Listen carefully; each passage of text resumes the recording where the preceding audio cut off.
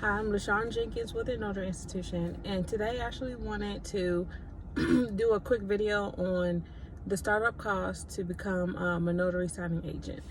And the cost will vary depending on what state that you are going to be commissioning.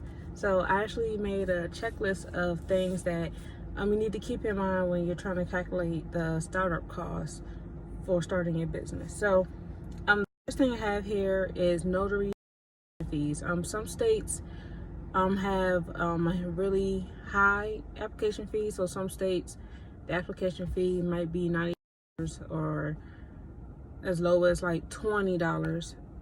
It all depends on what state that you're in as far as how much they will charge.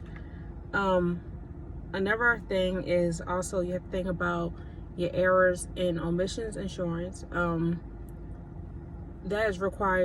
That insurance is required to become a signing agent. So that's something that you want to keep in mind. And they have different plans to where, so like you could pay just for a year just to see, how much you really need. Or some people get into the business as it's not something that they want to do. So make sure you do your research as far as with your errors and omissions insurance. You also have to take accountability, your cell phone.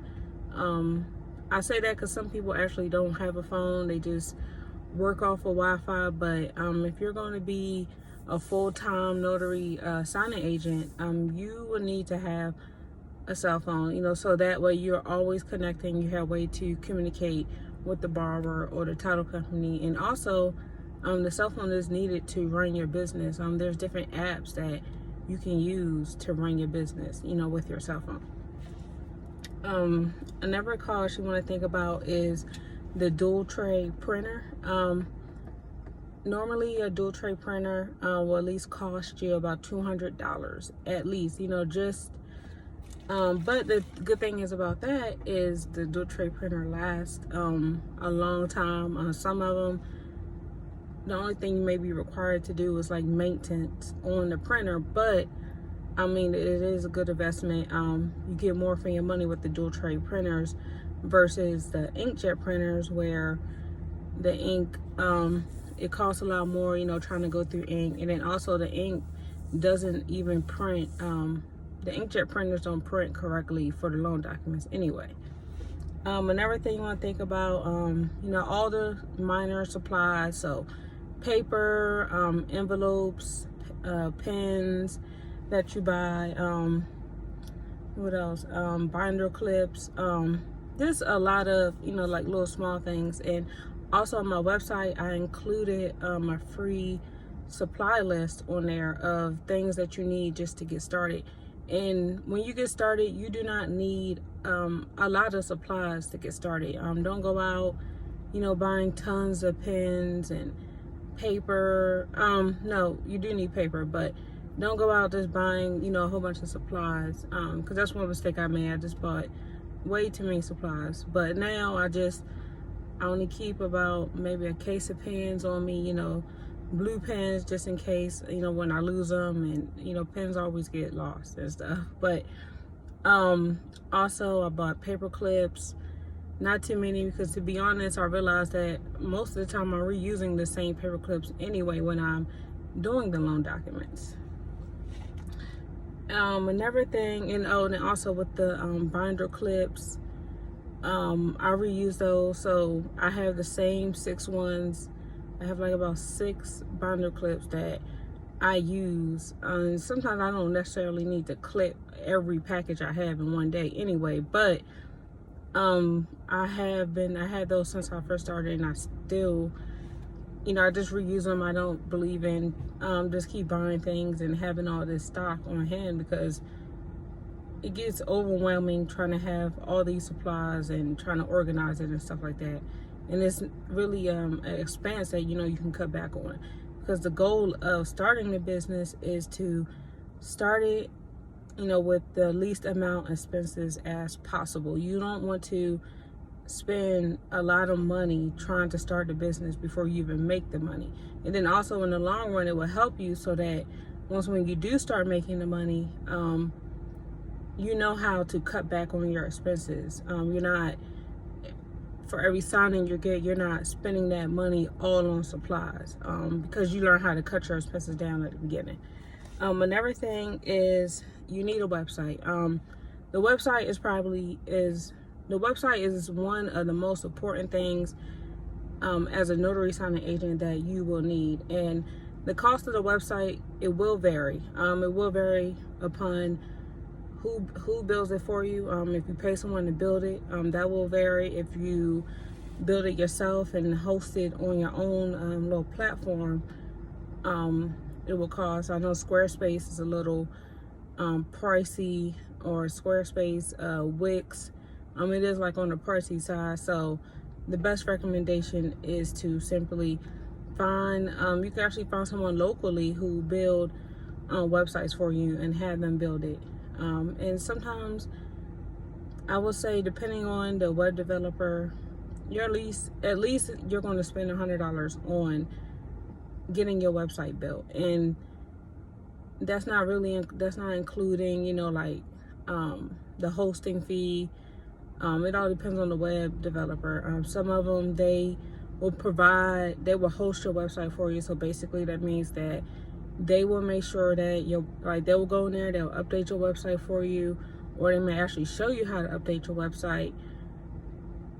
Or some of them, they will just do everything for you, and then they will only contact you whenever you have to pay for your yearly fee. And the website thing is a yearly thing, and I want to say it's at least $100.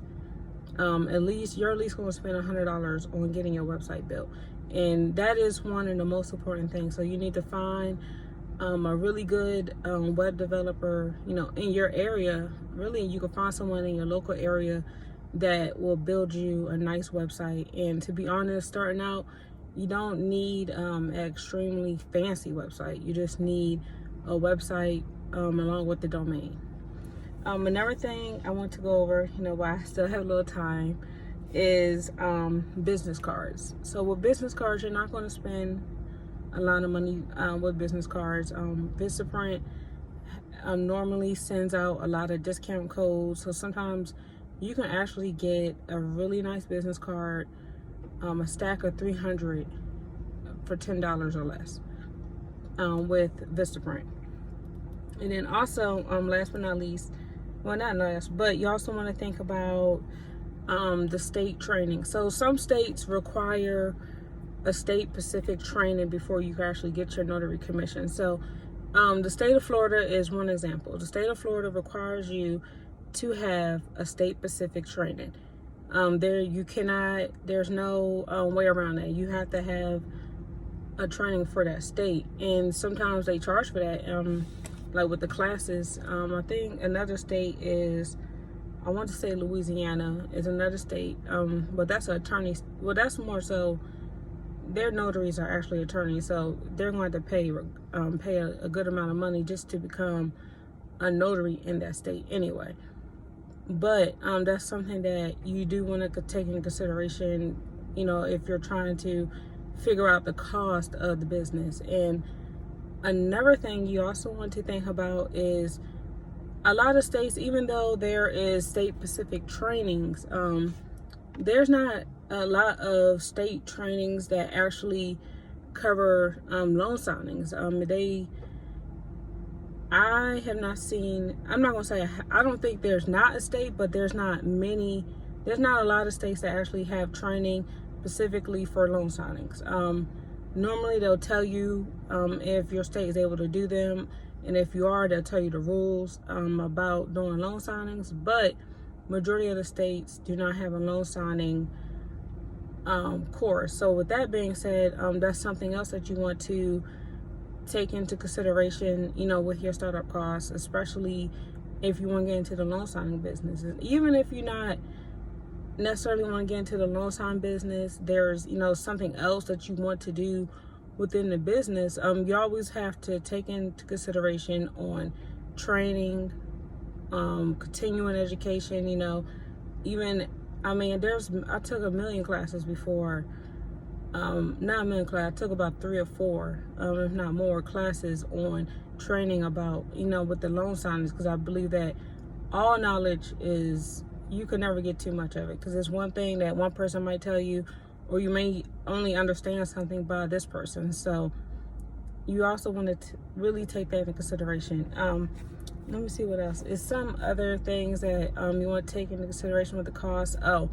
On the notary profiles, so like the major ones that they have, 123 Notary, Notary Rotary, and Notary Cafe, they have a fee they charge for those websites. So you also want to take that into consideration. In Notary Cafe, I want to say they charge $20 a month or something, but it's always on the website. But they charge not a month, they have a yearly fee. I believe it's like $20 a year, but they charge $6 a month or something like that if you go that route. That's something you want to take into consideration. Also, Notary Rotary charges a fee to be listed on their website, and the highest out of all of them is 123 Notary. They charge based upon what state, not what state you live in, but they do it by how, like, the area, and if you want to be listed as number 1, he will charge you for that. So I've seen some of them slots in some of the counties, states, go up to at least like $300, $500. So with that being said, that's something else that you want to consider, before you start your business, before you start the notary signing business. So if you have any questions, you're more than welcome to email me at thenotaryinstitution@gmail.com, or you can also put your questions down in the comments down below, and normally I do actually check it. It may not be right away, but it's normally within 24 hours.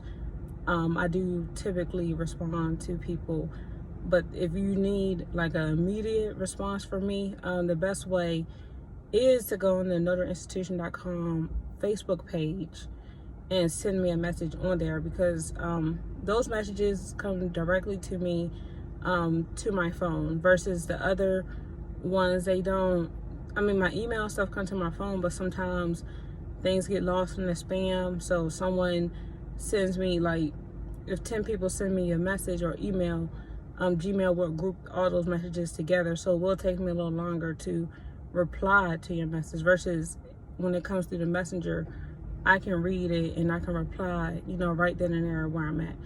So if you have any questions, don't forget, make sure you contact me on all the platforms, and you can also leave something down in the comment. And make sure you subscribe to my channel, and y'all have a great day.